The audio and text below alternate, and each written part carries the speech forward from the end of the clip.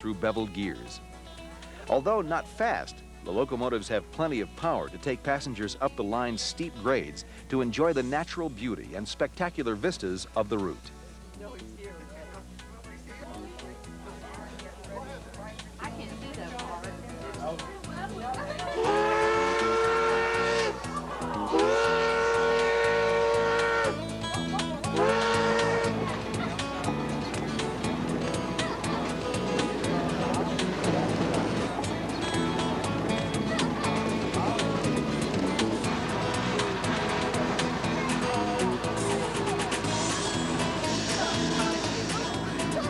Opportunity to see spectacular collars on the leaves of the hardwoods here at Cass. It's really beautiful. It's really a special experience for me to see the people standing down here at the depot, and you know, when that train or that locomotive comes up the holler here and the steam's the valves are popping and the smoke's bellowing out of the stack. I mean, people just go crazy over it. Kids, it makes me feel good to see them having such a good time. I talked to things were a little bit simpler, not as complex as they are today. I guess there's a certain amount of romance or of an operation. It's a great experience.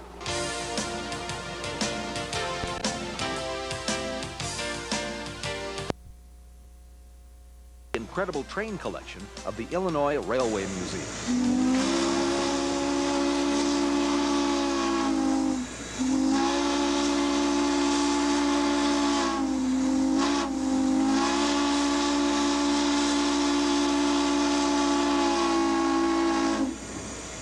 If somebody said to me that, you know, you're going to...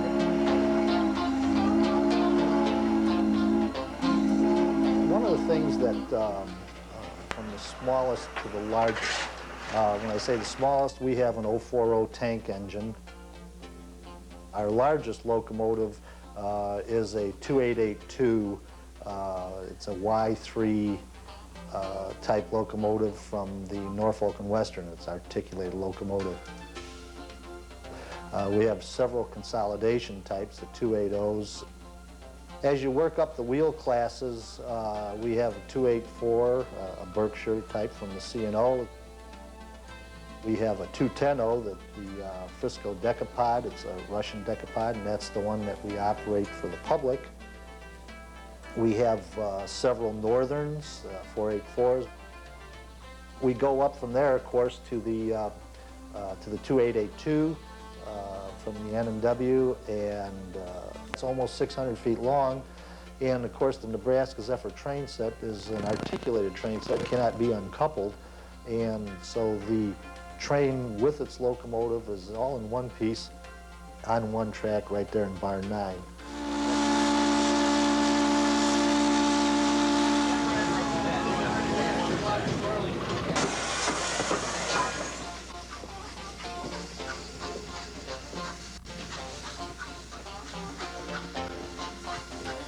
The thing that I find most 5 years ago, however long it was, is actually here, it's preserved, in some cases it's actually running, and people, the public, in those days to ride these historic vehicles.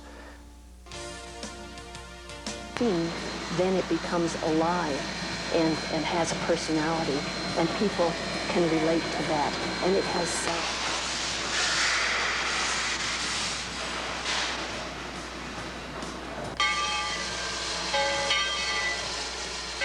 operating a short line. And join Pentrex as we present the smell of oil smoke drifting on the Caribbean breeze.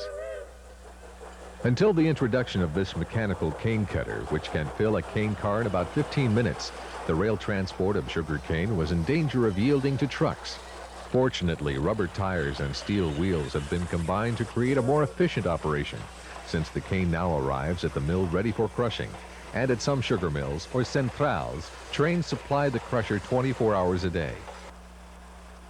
Clearly, the level of steam activity depends on the amount of sugar produced, while has a standing order for 400,000 tons annually.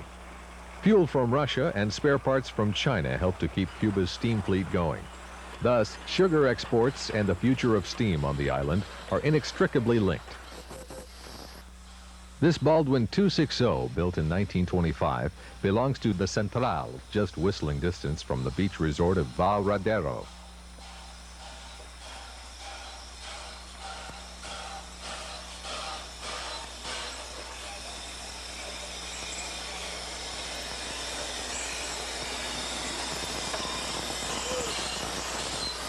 When the crew stops the train and invites us to ride, we decline the offer as the low sun is perfect for photography. With the sun gleaming off its steel boiler jacket, Mogul 1530 starts for the mill.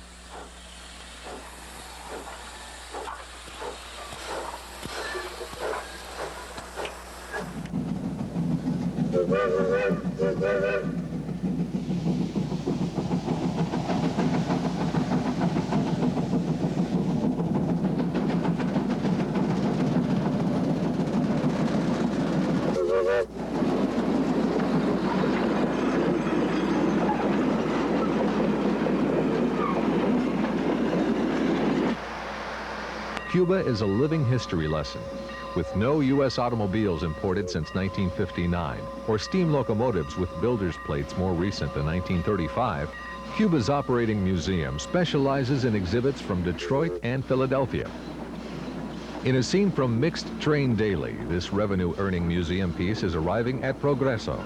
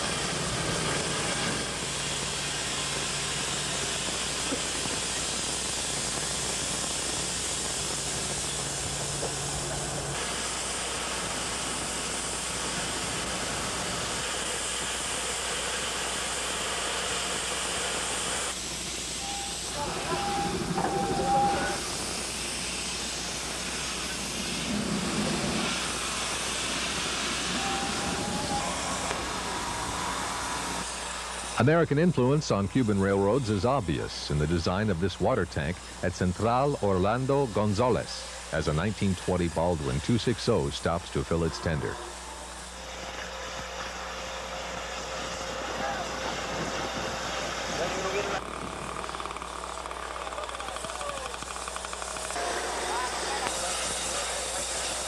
Only operation, locomotives perform switching chores as well as doing line work.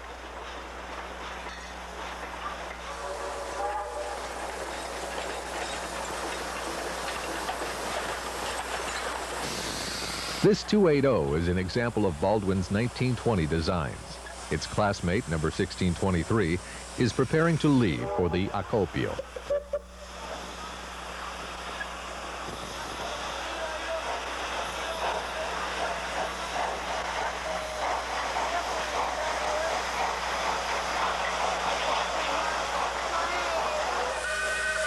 Central Antonio Sanchez uses 280s, whereas Boris Luis Santa Coloma employs mainly moguls.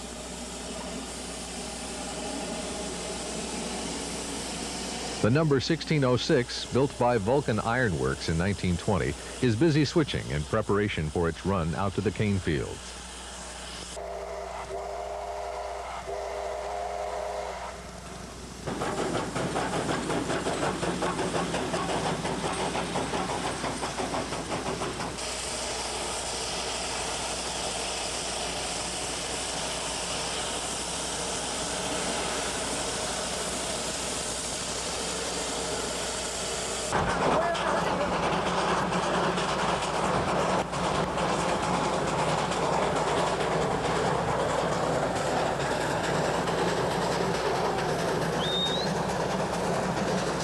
The standard gauge is switched by number 1204, a 242T built by Rogers in 1904.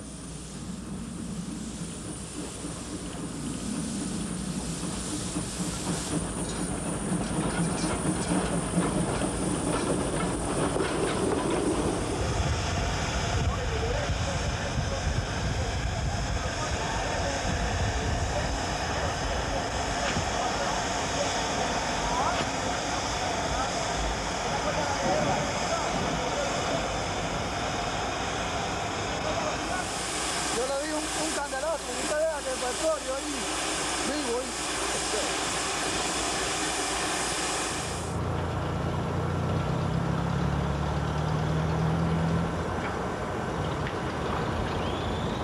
Standard and 30-inch.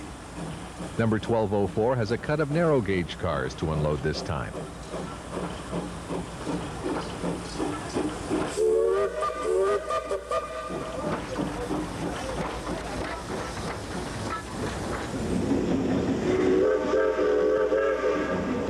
Meanwhile, on the narrow gauge, number 1310, a 1919 Baldwin outside frame 280 departs for the loading point.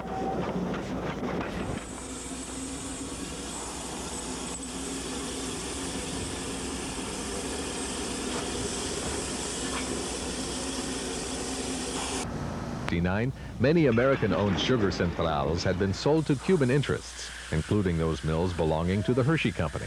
By then, most of the larger operations were already dieselizing or fully dieselized. Nationalization of the more than 150 centrales, which occurred immediately after the revolution, stopped the modernization process quite literally in its tracks. Today, the industry is controlled by the Ministerio de Azúcar, or Sugar Ministry, known otherwise as MINAS. However, each central is allowed to determine its own motive power requirements. And since the mills themselves must fund the purchase of diesels, some prefer to use 80-year-old steam engines that can be maintained quite economically during the off-season. And if finding spares for a 1950 Plymouth seems an impossible task, what about parts for an 1888 Baldwin 042 saddle tank?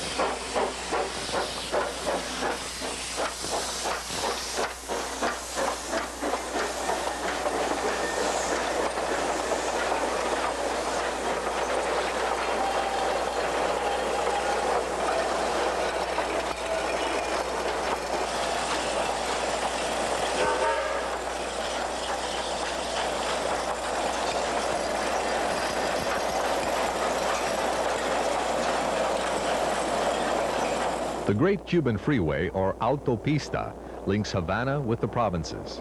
Here we see narrow and standard gauge steam power is stamped on air pumps and turbo generators acquired in exchange for sugar.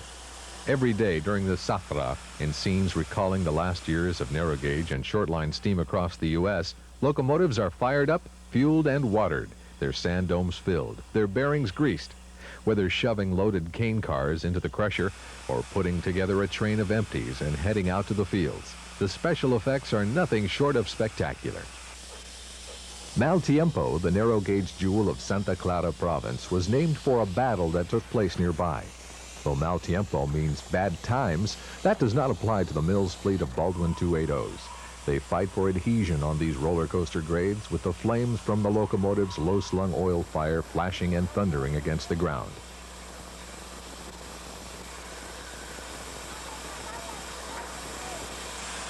While the engine's fire and water supply is replenished and bearings are lubricated, meet our 16-year-old fireman, shown here filling the tender with oil and working the injector.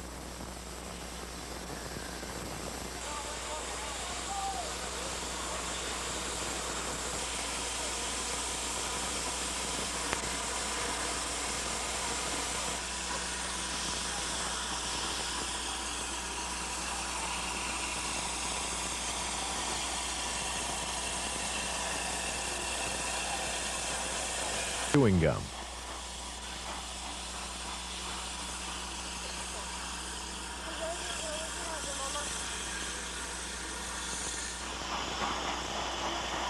Number 1321 is a slide valve outside frame 280, built by Baldwin in 1913. After picking up the way car, it switches at the east end of the yard, putting together a train of empties.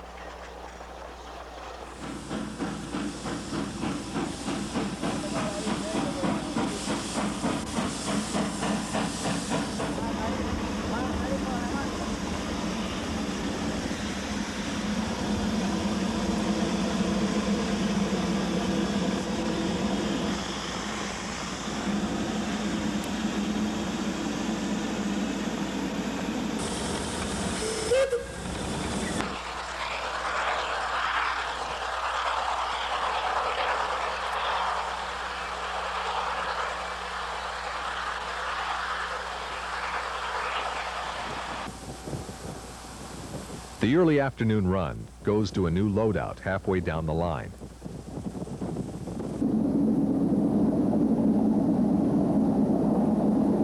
After picking up the loads, our young fireman puts on a dramatic display of smoke.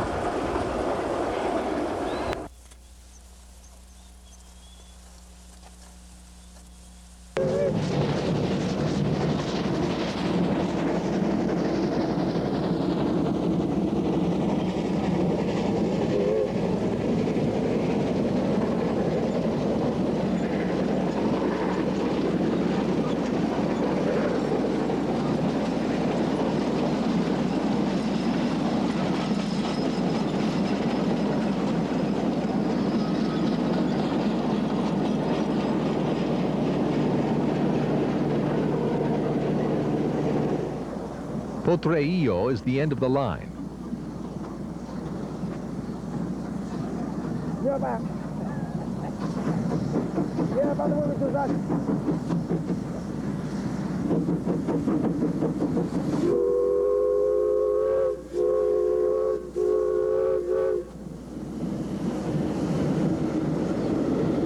After setting out the empties, the engine is turned on the Y.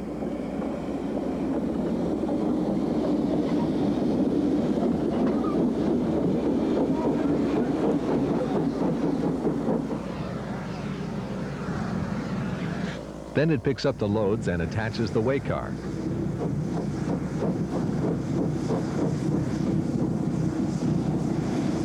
A unique feature of Mal Tiempo is the use of auxiliary water tanks.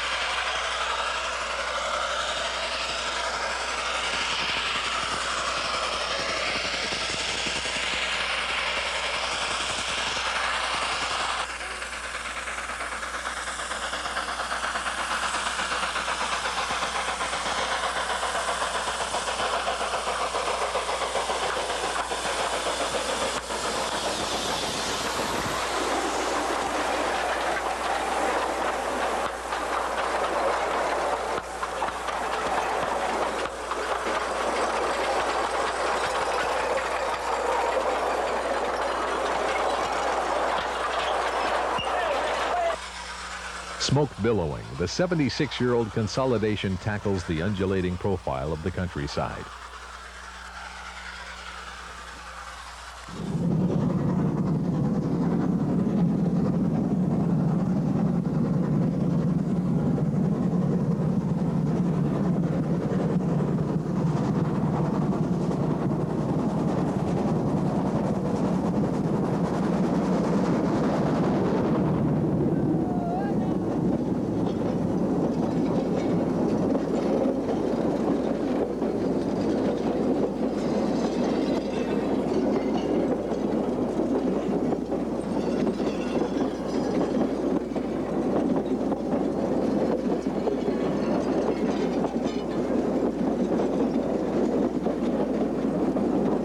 '55 affords the opportunity for a close look at the slide valves, cylinders, and outside frames.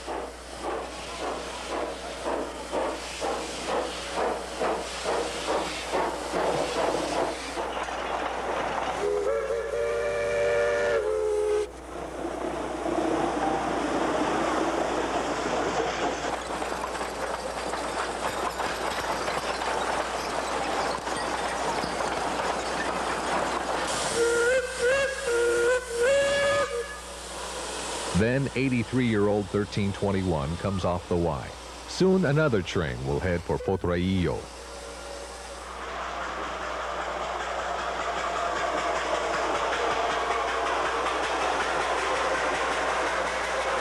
Central Papillo Te in Cienfuegos province is another 30-inch gauge operation.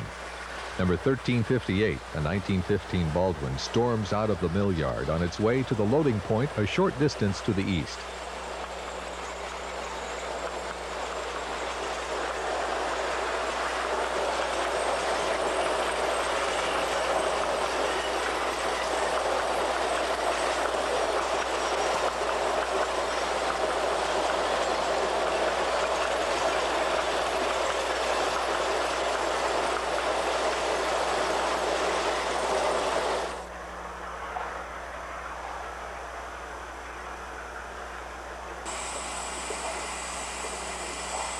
Add-on equipment varies considerably among the locomotives on the Minas roster.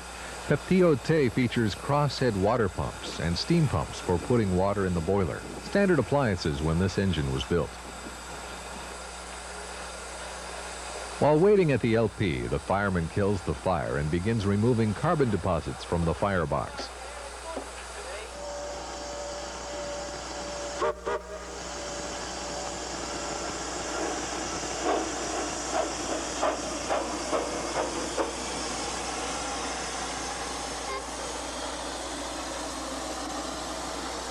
(1358) couples up to the loads and backs to the mill.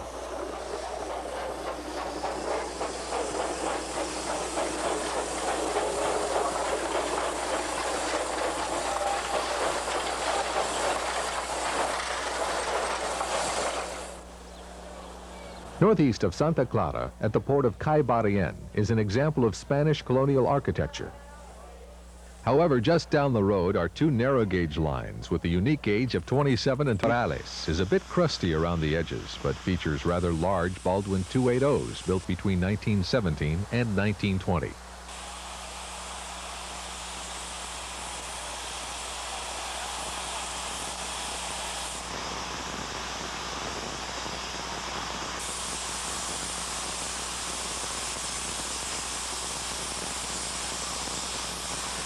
Work is shared with Czechoslovakian-built diesel motive power. In a reversal of operation at the other mills, steam runs out to the acopios, and diesel switch the mill.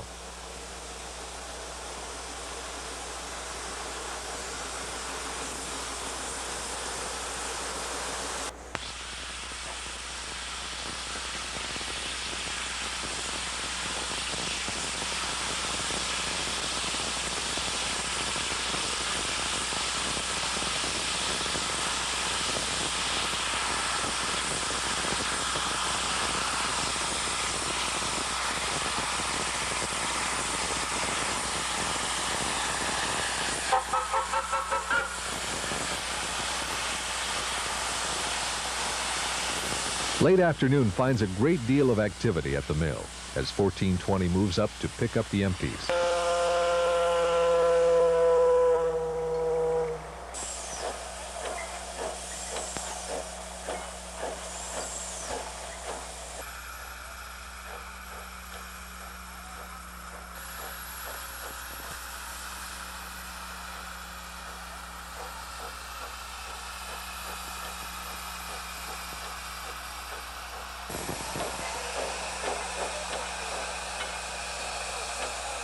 Locomotives include a 1916 Baldwin 260, number 1429,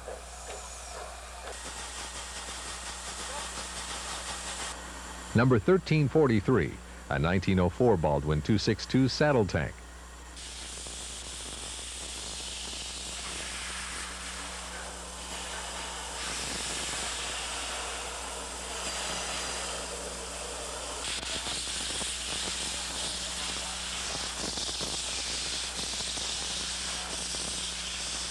and number 1549, an Alco 280 built in 1920.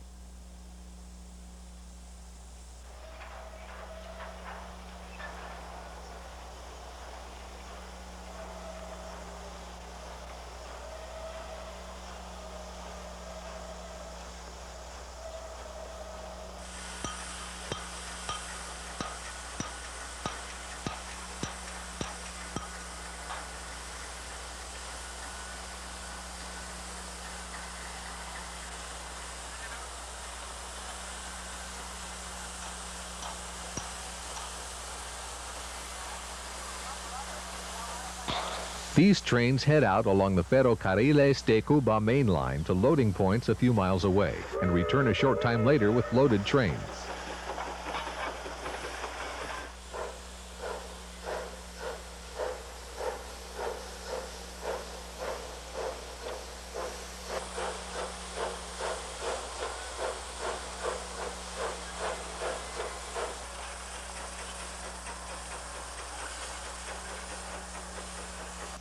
The steam trains operate